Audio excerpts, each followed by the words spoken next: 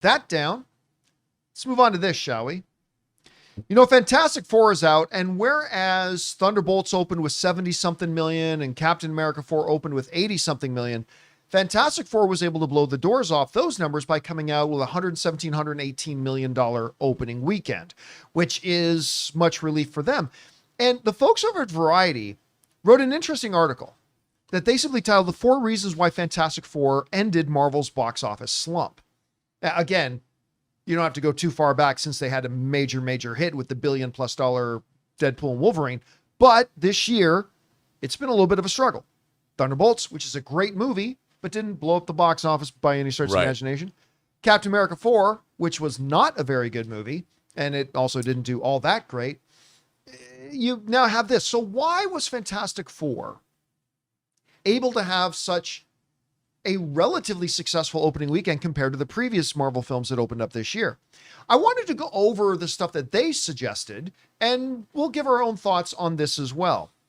The first reason that Variety gives is, this sounds familiar, audiences are tired of bad movies, not superhero movies. Where have I heard that before? Yeah. James Gunn.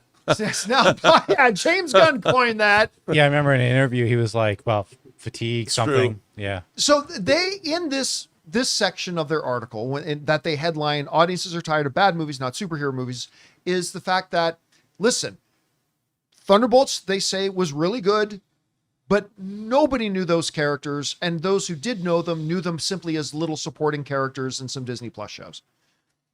But Captain America was not very good, and people didn't like it. And so that hurts. But, they said, Superman was just out. And the audience loved Superman. And that was exactly what you and I have been saying, Rob, as well, is that the number one benefactor of if Superman is good will be Fantastic Four. Oh. And they're pointing out that, hey, they're hearing great stuff about Fantastic Four. Last I checked, it still had a 92% audience rating. High tide raises all 86, 87, 88 critic score, right around there. So that motivates them, but also the fact that, like we've been saying for a while, people saw Superman, they loved it.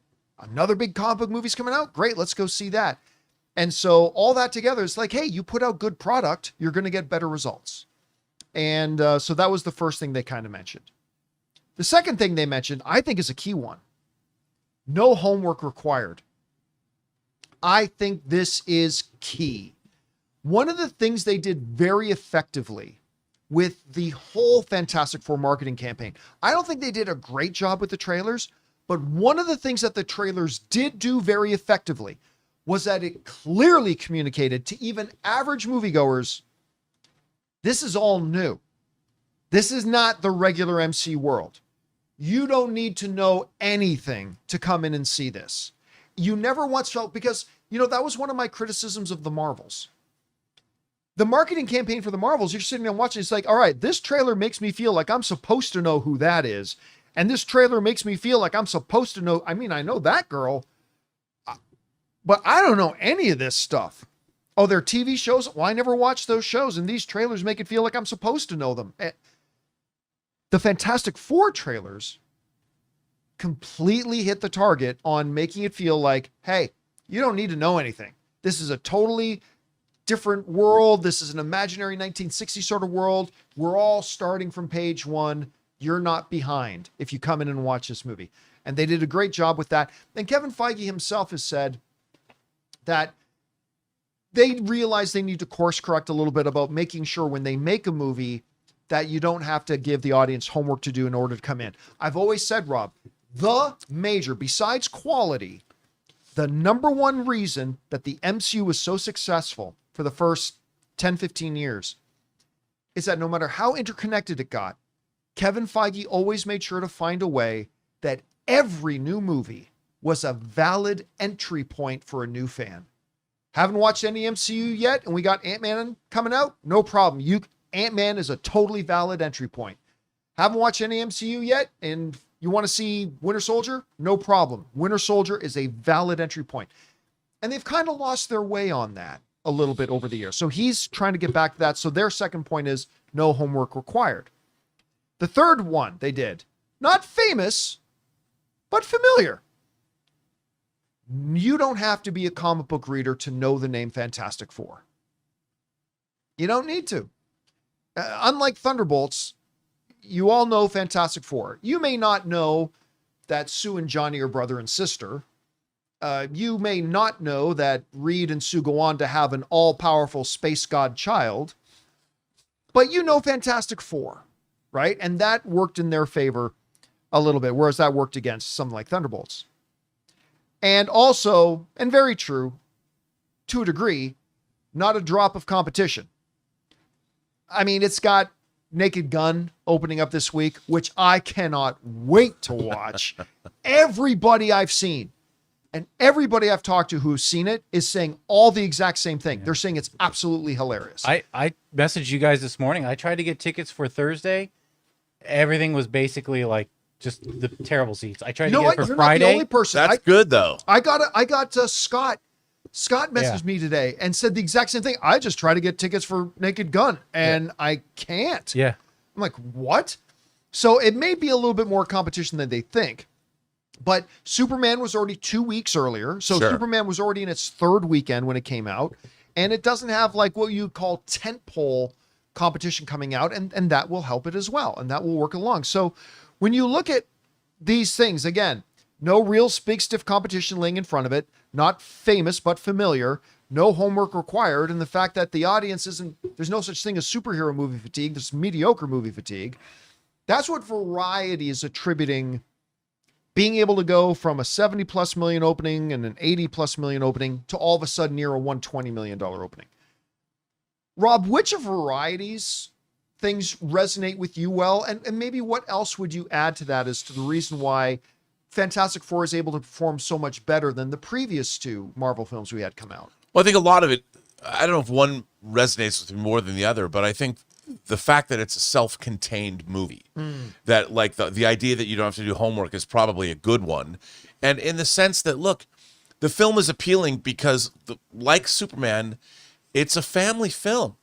You know, it really is, because at its core, I mean, it's silly for me to say this because I'm the first person to want sex and violence in my movies, but I also like the fact that this is a wholesome 4-quadrant rousing entertainment for families and parents. I mean, I think the Marvel Cinematic Universe is like, I don't think parents are really excited to take their kids to see Thunderbolts, for instance. Yeah. Whereas, what you need is parents of enjoying taking their kids to see Superman. And this is another thing. You've got, it's set in this sort of bucolic, retro future world where everybody's nice to each other, and it's a wholesome place to be, you know, and you've got a funny robot that makes pasta with Ben Grimm the Thing, and it's very accessible to everybody. And I think it delivers. Well, I didn't think it was the greatest movie in the world. It leaves you with a smile on your face. It delivers the goods. And as you said, John, entry point. If you've never seen a Marvel movie before and you saw this was your first Marvel movie, I think it would make you, and remember, every Marvel movie is somebody's first. Yeah. Everyone that comes out. Just like every James Bond movie is someone's first, every Star Trek series, despite my better judgment, is somebody's first Star Trek series. And you have to assume that this is the first time someone's seeing this, and that could be a grandmother, or it could be a middle-aged dude, or it could be a small child. And if they find it fun, and I think this delivers the goods, you walk out of that movie and you feel satisfied. And that's what this movie has done. I would attribute it to the marketing was great, the build-up to it was great, word of mouth is great, but ultimately the movie itself delivers. And it doesn't leave you with questions. It built it up that anybody can go see this movie, even though it's wild that they were talking about fighting headwinds. You're fighting 3 previous Fantastic Four films that were, I mean, it's not like subpar. Yeah, it's not like Tim's stories were hated, but they were not as great as maybe you wanted them to be. But I think this movie does what a good movie does, which is deliver a great 2 hours of entertainment for everybody. And that people will go back and watch again. Absolutely. And, you know, I'll even say this, the Josh Trank Fantastic Four, which it got mutated into something that wasn't even his movie. I'll even say this. I remember me and Harloff, we went to, I've told this story before, but we went to the Fox lot, Sure. to their theater on the Fox lot to watch this advanced screen. We all heard it was terrible. We all heard it was absolutely terrible, and we were all expecting a train wreck. And so me and Harloff were sitting together, and we both expected it to be just awful. And about a half hour into the movie, like I'd say even a little bit more than that, like the first act, I remember at one point, me and Christian turned to each other and like, what's going on? This is actually pretty good. This is actually not bad. This is a nice start to the, and then it went way down. Then it totally fell apart. Crash and burn, Mav. Yeah. But the first act was pretty good. I think you're really onto that too. Like the word of mouth getting out about this was, and I love your comparison of Thunderbolts is not something the family's going to run out to see. Right. Fantastic Four is. Yes. And they made it clear Fantastic Four is.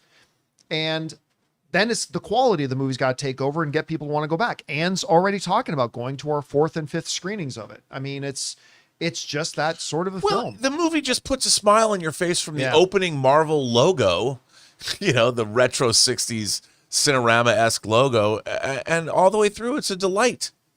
Yeah. Anyway, guys, question is for you. What do you think about this? So Variety put out an interesting article kind of touching on, well, why was Fantastic Four able to do this when like Thunderbolts and Captain America were only able to do that? Do you have other reasons you think that it's doing better, significantly better than those films did right now? Whatever you guys think, jump down to the comment section below and let us know your thoughts. Hey guys, thanks so much for watching this video. Make sure you like the video, leave a comment, and subscribe to our channel. And don't forget, we have a daily podcast called the John Campea Show podcast, available on Apple Podcasts, Spotify, or your favorite podcasting app of choice. Go and subscribe to it today so it'll be there when you need it.